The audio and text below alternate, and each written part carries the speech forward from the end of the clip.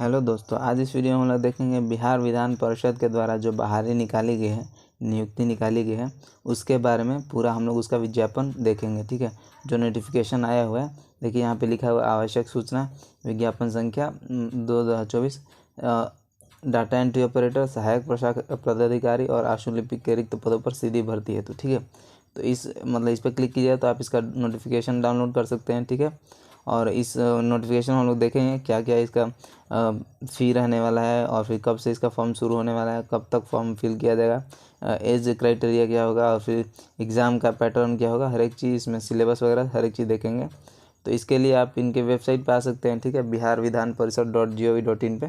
ठीक है, यहाँ पे देखिए, और उस पर आके फिर यहाँ पे इस फर्स्ट वाले लिंक पे क्लिक कीजिएगा जो ब्लू कलर का लिखा हुआ है आवश्यक सूचना विज्ञापन संख्या 2024। इस पर क्लिक कीजिएगा तो आप नोटिफिकेशन डाउनलोड कर सकते हैं। ठीक है, तो हम लोग अब इस पर क्लिक करते हैं और देखते हैं कि इसमें क्या क्या दिया हुआ है। तो सबसे पहले यहाँ पे देखिए, ये लगभग 9 पेज का है नोटिफिकेशन। हम लोग सारा इंपॉर्टेंट चीज़ में बात कर लेंगे, जो भी इम्पोर्टेंट चीज़ होगा। ठीक है, तो बिहार विधान परिषद सचिवालय, और यहाँ आगे आते हैं तो देखते हैं कि 2024 विज्ञापन संख्या 2/2024 में। ठीक है, ऑनलाइन आवेदन भरने की तिथि है 12/3/2024 से, और मतलब उसी दिन से पेमेंट भी आप कर सकते हैं 12/3/2024 से, मतलब 12 मार्च से। ठीक है, और फिर इसका लास्ट डेट है 2/4/2024। ठीक है, मतलब 2 अप्रैल तक। ठीक है, इसका लास्ट डेट है 2 अप्रैल 2024।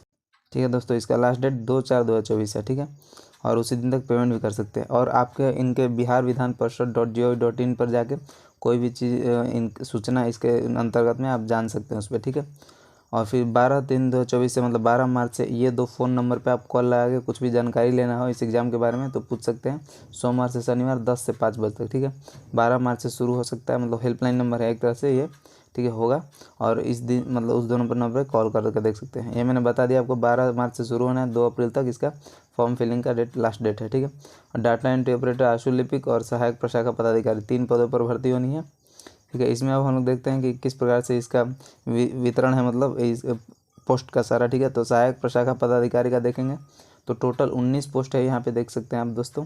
ठीक है, टोटल 19 पोस्ट है, और फिर यहाँ पे आरक्षण वगैरह का यहाँ पे सब दिया हुआ है किस प्रकार से पिछड़ा वर्ग के लिए, महिलाओं के लिए, आर्थिक रूप से कमजोर मतलब EWS के लिए सारा लिखा है, आप देख सकते हैं। ठीक है, डाटा एंट्री ऑपरेटर के लिए 5 पद है, आशुलिपिक के लिए 2 पद है। ठीक है, और आप इसका मतलब आरक्षण देख सकते हैं महिलाओं और मतलब हर एक कैटेगरी के अनुसार। ठीक है, और शैक्षणिक योग्यता यहाँ पे देखते हैं अगर दोस्तों। ठीक है, तो यहाँ पे शैक्षणिक योग्यता लिखा हुआ है सहायक प्रशाखा पदाधिकारी के लिए, यहाँ पे लिखा हुआ है पद नाम के अंतर्गत, और लेवल 7 का इनका पेमेंट होगा 44,900 से 1,42,400 तक। ठीक है, इसका स्टार्टिंग 60,000 से लगभग होता है। और फिर योग्यता की यहाँ पे बात करें तो आपको यहाँ पे देखिए लिखा हुआ सहायक प्रशाखा पदाधिकारी के लिए राज्य या केंद्र सरकार से मान्यता प्राप्त विश्वविद्यालय के स्नातक उपाधि, मतलब आपका ग्रेजुएट होना चाहिए। ठीक है, ग्रेजुएशन आपका होना चाहिए किसी भी स्ट्रीम से, मतलब कॉमर्स, आर्ट्स, साइंस किसी भी से, और हिंदी और इंग्लिश टाइपिंग में 30 वर्ड्स पर मिनट। ठीक है, 30 शब्द प्रति मिनट, 30 WPM जो होता है वो होना चाहिए मिनिमम। ठीक है, और वांछित योग्यता दोस्तों ये कोई जरूरी नहीं होता कि होना ही चाहिए, मतलब लेकिन होगा तो आपको प्रेफरेंस ज़्यादा दिया जाता है। जितना है अगर ये योग्यता है तो आपको अच्छा है। ठीक है, ये देखिए NIE LIT जो तीनों मतलब लिखा हुआ है AICTE, इन तीनों से मान्यता प्राप्त कंप्यूटर पाठ्यक्रम में प्रमाण पत्र होना चाहिए, या फिर कंप्यूटर दक्षता जात, मतलब ये सब होना चाहिए तो आपको अच्छा होगा। ठीक है, और फिर यहाँ पे डाटा एंट्री ऑपरेटर देखें तो इनका लेवल 4 का पेमेंट होता है, जो कि इसमें भी वही सब लगभग दोस्तों मतलब योग्यता चाहिए। आगे अगर आशुलिपिक का देखते हैं तो इनका भी लेवल 4 का पेमेंट होता है, और राज्य और केंद्र सरकार से मतलब मान्यता प्राप्त विश्वविद्यालय से आपका ग्रेजुएशन होना चाहिए, 80 शब्द प्रति मिनट तक आशुलेखन होना चाहिए, और 30 शब्द प्रति मिनट हिंदी और इंग्लिश टाइपिंग होना चाहिए, और फिर यही वांछित योग्यता में वही ये सब है। ठीक है, तो वांछित योग्यता दोस्तों वैसे जरूरी नहीं होता है, लेकिन आपके पास है तो अच्छा होता है। ठीक है, बहुत सारे एग्जाम में इसको कंपलसरी भी कर देता है, तो आपके पास है तो अच्छा होता है। ठीक है, अब आगे देखते हैं हम लोग। यहाँ पे आप बिहार राज्य के निवासी होंगे तभी आपको किसी भी प्रकार का आरक्षण दिया जा सकता है। ठीक है, आप यहाँ बिहार राज्य के स्थायी निवासी होंगे तभी आपको आरक्षण किसी प्रकार का दिया जाएगा। और फिर अगर जिनको भी आरक्षण लेना है उनके लिए यहाँ पे बातें दी गई हैं थोड़ा सा। जाति प्रमाण पत्र आपके पास होना चाहिए। ठीक है, जैसे क्या क्या डॉक्यूमेंट्स होने चाहिए उसके बारे में दिया हुआ है। और फिर जो विवाहित या अविवाहित महिला अभ्यर्थियों के लिए अपने पिता के स्थायी पता से निर्गत प्रमाण पत्र होना चाहिए, मतलब अपने पिता के घर से होना चाहिए, यह नहीं कि अपने पति के घर से, अपने पिता के घर से होना चाहिए। और फिर डोमिसाइल सर्टिफिकेट फिर होना चाहिए आपके पास बिहार राज्य का, क्योंकि आपको आरक्षण लेना है। ठीक है, और फिर यहाँ पे पिछड़ी जाति और अत्यंत पिछड़ी जाति के लोगों के लिए क्या क्या जरूरी है वो यहाँ पे लिखा हुआ है। तो जाति प्रमाण पत्र आपके पास होना चाहिए, ठीक है, अगर SC ST से है तो, ठीक है। और डोमिसाइल सर्टिफिकेट होना चाहिए क्योंकि आपको बिहार के राज्य के निवासी का प्रमाण होना चाहिए। और फिर NCL सर्टिफिकेट होना चाहिए। जो लोग OBC मतलब ये BC1 to BC2 से बिलोंग करते हैं, ठीक है, तो उनके पास NCL का सर्टिफिकेट होना चाहिए, ठीक है। और अविवाहित या विवाहित महिला अभ्यर्थी के लिए अपने पिता के स्थान से होना चाहिए, ठीक है, मतलब जो सर्टिफिकेट बना हुआ होना चाहिए पिता के पता से, ठीक है। ऐसा नहीं कि पति के पता से, देखिए यहाँ पे लिखा हुआ है अपने हस्बैंड से नहीं बल्कि अपने आप मतलब अपने पिता के पता से सारा चीज़ बनाओ। और भी अगर आपको डिटेल के बारे में जानना है तो यहाँ पे सारी चीज़ लिखी हुई हैं, आप लिंक से नोटिफिकेशन लोड कर लीजिए, आप एक बार पढ़ सकते हैं, ठीक है। उम्र सीमा की बात करें तो यहाँ पे 1/1/2024 से 21 वर्ष होना चाहिए सहायक प्रशाखा पदाधिकारी के लिए, ठीक है। 1/1/2024 को 21 वर्ष होना चाहिए, ठीक है। उस मतलब 1/1/2024 से काउंट किया जाना। और डाटा एंट्री ऑपरेटर के लिए 18 वर्ष होना चाहिए, आशुलिपिक के लिए 21 वर्ष, ठीक है। तो यहाँ पे आप देख सकते हैं ये तीनों चीज़ लिखा हुआ है। न्यूनतम आयु मतलब मिनिमम एज कितना होना चाहिए, ठीक है।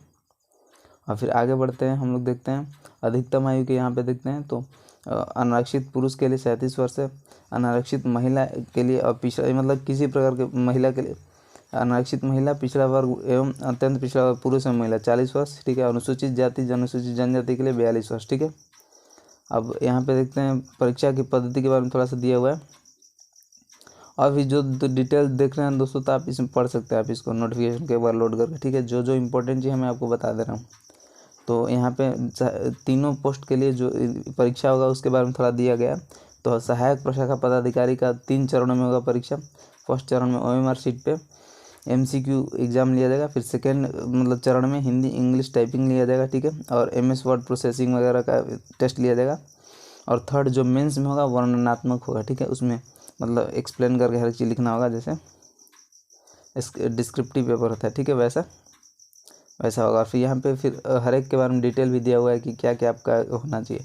और मेधा सूची मतलब यहाँ देखें मतलब किस चीज़ पे क्वालिफाई किया जाएगा इस एग्ज़ाम को, तो हिंदी और हिंदी टाइपिंग और फिर मुख्य परीक्षा में प्राप्त अंकों के आधार पर, ठीक है, मेधा सूची तैयार किया जाएगी। यहाँ पे लिखा गया है चीज़ सहायक प्रशाखा पदाधिकारी के लिए।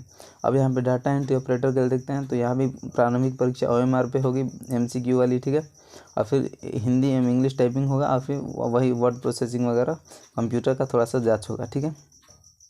और यहाँ पे डिटेल दिया हुआ है, आप एक बार पढ़ सकते हैं। फिर मेधा सूची इसमें भी हिंदी टाइपिंग, ठीक है, और MS वर्ड प्रोसेसिंग वगैरह और फिर उसी सब पे आपका होगा, ठीक है। यहाँ पे आशुलिपिक का भी यहाँ 2 चरणों में एग्जाम होगा। प्रारंभिक परीक्षा वही MCQ वाला होगा और सेकंड परीक्षा जो है से आशुलिपि जांच परीक्षा हिंदी टंकण एवं मतलब ऑफिस वर्ड प्रोसेसिंग जांच परीक्षा, ठीक है। तो आप इसको डिटेल भी यहाँ पे देखिए नीचे लिखा हुआ है, सब देख सकते हैं। जैसे 400 शब्दों की कुल 200 अंकों की होगी, ठीक है। तो ये सारी चीज़ आप एक बार पढ़ सकते हैं। इसमें भी मेधा सूची टाइपिंग पे ही होगा टंकण जांच परीक्षा में, ठीक है। अभी प्रारंभिक परीक्षा यहाँ पे अब प्रारंभिक परीक्षा का देखते हैं कैसा पैटर्न होगा, क्या इसमें चीज़ें होंगी, ठीक है। तो प्रारंभिक परीक्षा MCQ होगा, बहुविकल्पीय होगा, इसमें बहुत सारा ऑप्शन दिया हुआ होगा, उसमें से एक सही होगा, एक आंसर सही होगा, ठीक है। और 2 घंटे की परीक्षा होगी, यहाँ पे देखिए नीचे लिखा हुआ है 2 घंटे की परीक्षा होगी। और फिर कुल 100 प्रश्न होंगे, ठीक है।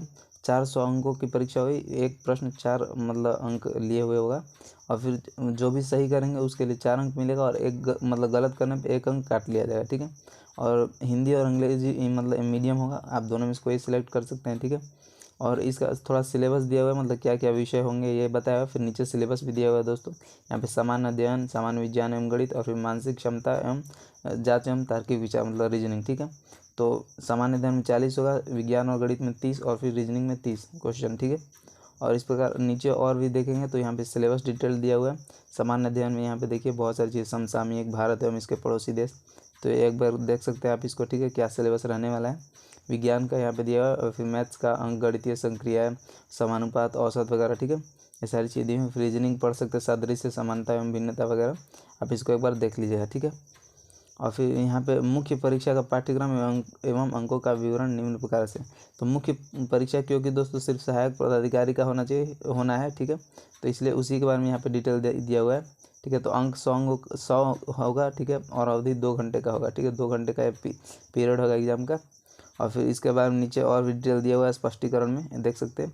30% आपका मतलब मिनिमम क्वालिफाई करने के लिए होना चाहिए, तभी आपका अगला पेपर में बैठ पाएंगे, मतलब जैसे जांच होगा, ठीक है। 30% इस फर्स्ट वाले पेपर में आपका होना चाहिए, तभी नेक्स्ट पेपर आपका जांच किया जाएगा, नहीं तो एलिजिबल ही फिर नहीं होगा आपका पेपर जांच करने के लिए, ठीक है। देखिए यहाँ पे लिखा हुआ है। और फिर सेकंड जो पेपर होगा वो भी 100 अंकों का होगा, 2 घंटे का होगा वो भी, और इसमें सामान्य अध्ययन और फिर संख्यात्मक योग्यता वगैरह का एग्जाम होगा, ठीक है। आप इसको एक बार देख लीजिए डिटेल में क्या क्या उसमें टॉपिक्स हैं, टॉपिक जो भी है वहाँ देख लीजिए। परीक्षा शुल्क की अगर बात करते हैं दोस्तों यहाँ पे, तो तीनों के लिए यहाँ पे लिखा हुआ है, जैसे बिहार राज्य के अनुसूचित जाति अनुसूचित जनजाति अभ्यर्थियों के लिए 150 रुपये, ठीक है। और फिर यहाँ पे नीचे देखेंगे नेक्स्ट में, बिहार राज्य के स्थायी निवासी सभी आरक्षित अनारक्षित वर्ग महिला अभ्यर्थी के लिए 150 रुपये, ठीक है। और बिहार राज्य के 40% या उससे अधिक दिव्यांग अभ्यर्थी के लिए 150 रुपये, ठीक है। और इनके अलावा जो भी हैं तो उनको 600 रुपये लग रहा है, अन्य कोटि के अभ्यर्थियों अन्य राज्यों के कोटि के अभ्यर्थी, सभी कोटि के अभ्यर्थी, ठीक है। जो दूसरे राज्य के हैं उनको, और फिर इन तीनों में से जो फर्स्ट 3 मैंने बताया उनमें से छोड़ के कोई भी है तो उनको 600 फॉर्म फिल लगेगा, ठीक है दोस्तों, ठीक है। तो आगे हम लोग अब देखते हैं और भी जो भी डिटेल यहाँ पे 600 रुपये जैसे सबको लग रहा है, जो भी दूसरे राज्य के होंगे उनको 600 रुपये लगेगा, क्योंकि उनको कोई इसी प्रकार का आरक्षण नहीं दिया जाना है, ठीक है। और फिर यहाँ पे और डिटेल में आप देख सकते हैं किस प्रकार से फॉर्म फी वगैरह का यहाँ, फिर यहाँ पे कुछ इंपॉर्टेंट मतलब नोटिस दे दिया गया है थोड़ा बहुत फॉर्म भरने के मामले में, जैसे ईमेल आईडी, मोबाइल नंबर वगैरह, यूज़र नेम, पासवर्ड को सुरक्षित रखना है, क्योंकि वो आए भी काम देगा, उसी पे आपको बहुत सारे इन्फॉर्मेशन भेजा जाएगा, ठीक है, एग्ज़ाम रिलेटेड। और फिर यहाँ पे इन्होंने वेबसाइट का नाम देगा biharvidhanparishad.gov.in, इस पे जाके आप कुछ नया अपडेट होता है तो उस पर देख सकते हैं, वैसे हमारे चैनल पे इसके थ्रू दे दिया जाएगा, ठीक है। और फिर जिस दिन फॉर्म इसका दोस्तों का 12 तारीख को, उस दिन इसका फॉर्म फिलअप का पूरा मतलब डिटेल्ड वीडियो डाल दिया जाएगा, ठीक है। आप हमारे चैनल के साथ बने रहिए, सब्सक्राइब कर लीजिए हमारे चैनल को। थैंक यू दोस्तों।